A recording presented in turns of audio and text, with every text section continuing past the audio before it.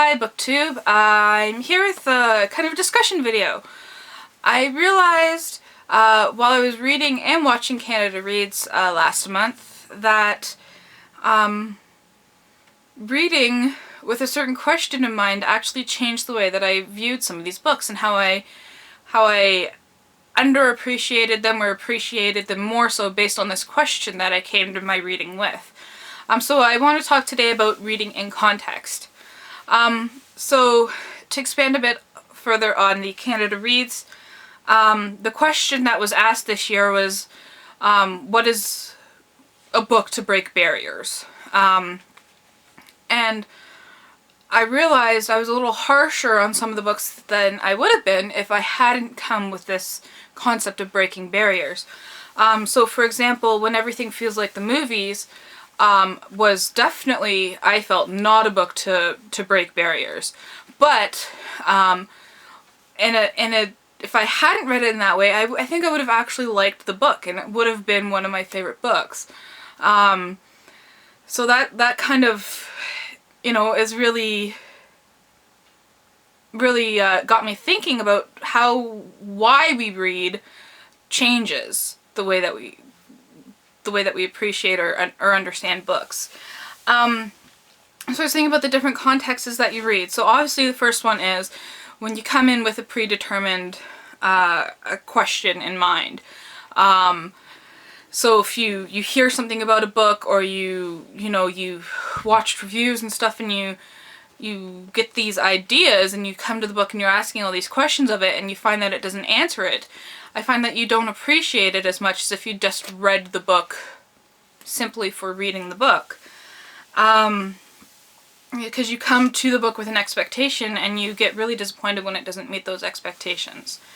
Another way in which how we read changes, our appreciation of the book is whether we're listening to it as an audiobook or reading it as a written book. I know personally when I listen to an audiobook, I'm listening to it while I'm driving. So I obviously can't pay as much attention to it because, I have to pay attention to the cars and the signs and where I'm going.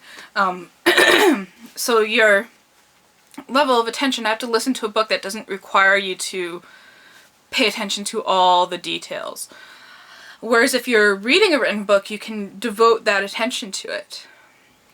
And then another way in which the context in which we're reading changes our perception of a book is whether we're reading it for a scholarly reason or whether we're reading it for pleasure.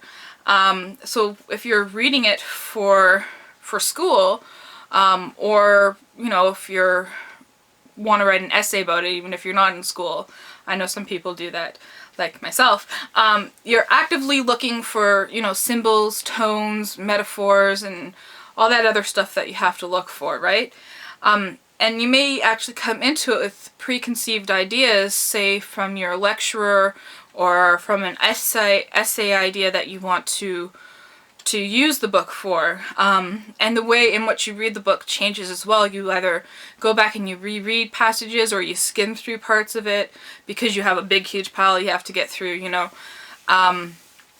So I think, if you read a book for school, you may not enjoy it as much as if you're just reading it for pleasure. I hear that a lot from people who talk about all these classics and say, oh, I read them in school and I didn't enjoy them. Well, I think maybe that was because you were forced to do all this stuff for it, that you're supposed to read it in a certain time length, that you're supposed to answer these questions and write an essay about it. And I understand that not everyone is like me and enjoys doing that to a book. So I think they should probably give it another chance and just read it for pleasure and see what it brings to them. So I just wanted to ask that question, throw that question out there. In what context do you find yourself reading books, and do you feel like it changes how you perceive books? So let's get a discussion going in the comments, and remember to keep on reading however you want to read.